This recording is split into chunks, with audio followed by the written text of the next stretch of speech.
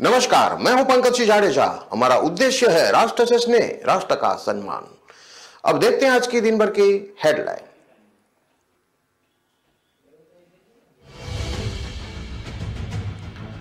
पूजा कर रहे 30 लोगों को ट्रक ने कुचला, 8 की मौत। चश्मदीद बोला, अगर पेड़ नहीं होता तो 50 लोगों की जान चली जाती।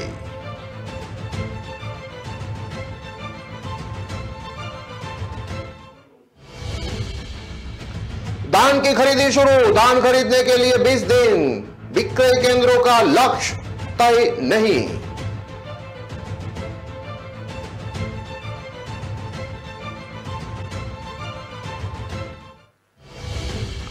पटना में वार्ड सदस्य महासंघ का 1 दिवसीय धरना। जय सिंह राठौड़ ने कहा, सरकार कर रही है वार्ड सदस्यों की हकमारी।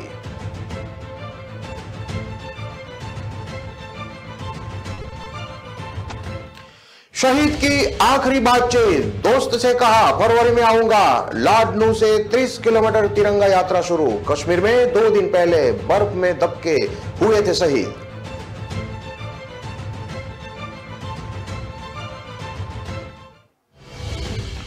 और पुजारी परिवार को जिंदा जलाने की कोशिश, दुकान में घुसकर पेट्रोल बम फेंका। बुजुर्ग दंपति 80% तक झुलस गया।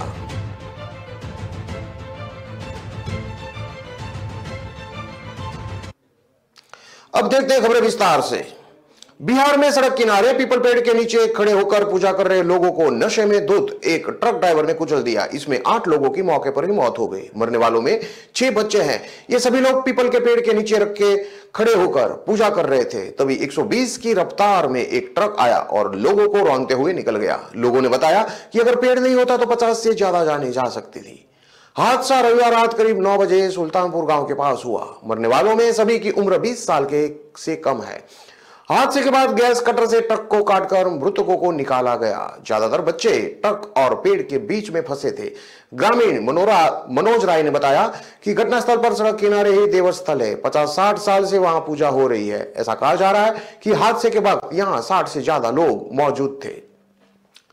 इस घटना के चश्मदीद अनुज कुमार राय ने बताया कि नेवतन की पूजा लगभग पूरी हो चुकी थी। सब अपने अपने घर लौटने वाले थे कि तभी हाजीपुर से महनार की तरफ जा रहा अनियंत्रित ट्रक लोगों को कुचलता हुआ चला गया। इसके बाद वो पीपल के पेड़ से टकरा गया। अनुज के मुताबिक अगर ट्रक पेड़ में नहीं टकराता तो कम से कम 50 से भी ज्यादा लोगों की जान जा सकती थी। हादसे में 8 साल की अनुष्का की भी मौत हो गई है। अनुष्का के दादा राजकुमार ने बताया कि बाबा भुइया की पूजा से पहले नेवतन का कार्यक्रम चल रहा था। सड़क के किनारे ही पीपल के पेड़ के पास गांव के लोग डाली लेकर खड़े थे। इसमें बच्चे, बुजुर्ग, महिला सभी शामिल थी। 5:30 बजे पूजा शुरू हुई। 9 बजे लगभग ये समाप्त होने वाली थी। तभी ट्रक आया और यहां खड़े लोगों को कुचल दिया। मेरी आंखों के सामने पोती की मौत हो गई।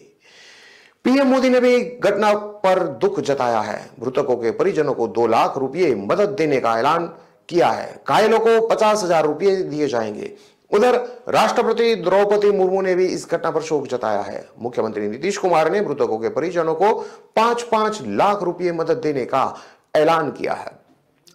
साथ ही घायलों के इलाज के निर्देश दिए हैं। गांव वालों ने बताया कि भुइया बाबा की पूजा यहां बरसों से होती आ रही है।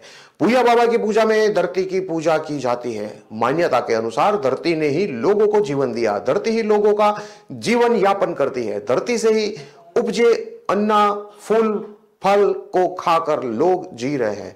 यहां तक कि मरने के बाद भी धरती यानी कि मिट्टी में ही लोग समा जाते हैं। कुल मिलाकर जीवन से मरण तक आदमी धरती से जुड़ा रहता है। लिहाजा इस गांव के लोग धरती यानी कि भुइया बाबा की पूजा करते हैं।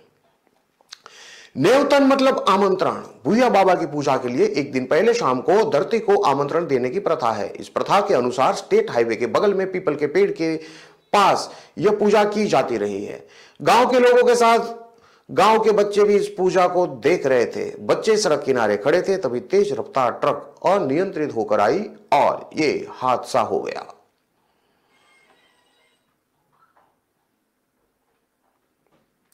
धान की खरीदी शुरू हुए 20 दिन हो गए, लेकिन अभी तक किस जिले में कितना धान खरीद करना है लक्ष्य नहीं दिया गया है। उत्तर बिहार के 19 जिलों में 1 नवंबर और दक्षिण बिहार के जिलों में 15 नवंबर से न्यूनतम समर्थन मूल्य पर धान खरीदी शुरू हुई है।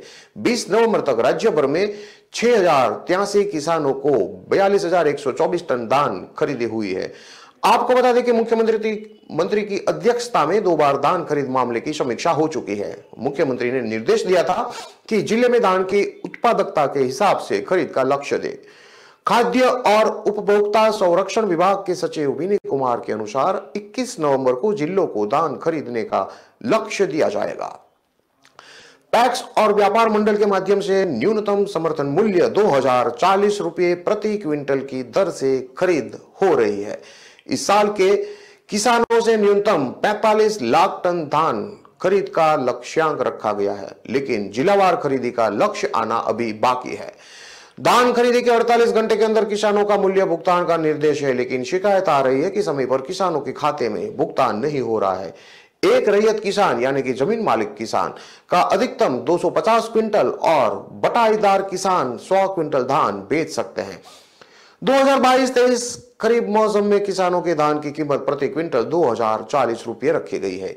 इससे पहले 2021 में 1940 रुपये की दर से किसानों से धान की खरीदी हुई थी। पिछले साल 2021 में 44.56 लाख टन खरीद हुई थी, जबकि इससे पहले 2020 में 35.5 लाख टन धान की खरीदी हुई थी। 17% नमी तक की धान की खरीदी हो रही है। इससे अधिक नमी वाले धान की खरीद नहीं होगी।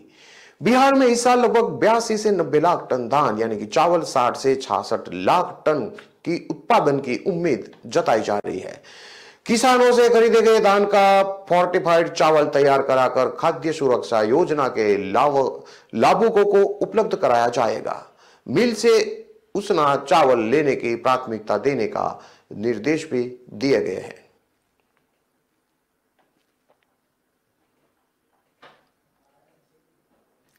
आज पटना के गर्दनीबाग में वार्ड सदस्यों महासंघ के सदस्यों ने 1 दिवसीय महाधरना का आयोजन किया। यह धरना वार्ड सदस्यों के अधिकार में कटौती और वित्तीय अधिकार समाप्त किए जाने को लेकर किया गया।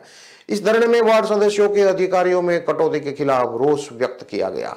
इस मौके पर वार्ड सदस्य महासंघ के राष्ट्रीय अध्यक्ष जय सिंह राठौड़ ने कहा कि सरकारी योजनाओं में वार्ड सदस्यों के अधिकारों में हो रही कटौती दुर्भाग्यपूर्ण है। इसकी जितनी भी निंदा की जाए कम है। उन्होंने कहा कि राष्ट्रपति महात्मा गांधी ने देश में ग्राम स्वराज्य की कल्पना की थी, लेकिन आज उनके नाम का इस्तेमाल करने वाली राजनीतिक दल उनकी कल्पना की ही तिलांजलि देने में लगे हैं। गर्दनीबाग में हो रहे धरने के दौरान सरकार के सामने वार्ड सदस्य महासंघ के द्वारा एक मांग पत्र भी सौंपा गया, जिसकी चर्चा करते हुए जय सिंह राठौड़ ने कहा कि 7 निश्चय पार्ट 1 मुख्यमंत्री ग्रामीण नल जल योजना और मुख्यमंत्री ग्रामीण पक्की नली गली योजना वार्ड सदस्यों के अध्यक्षता में वार्ड क्रियान्वयन एवं प्रबंधन समिति के खाता संचालित कर कराया गया था। राज्य की 15वीं वित्त आयोग की राशि में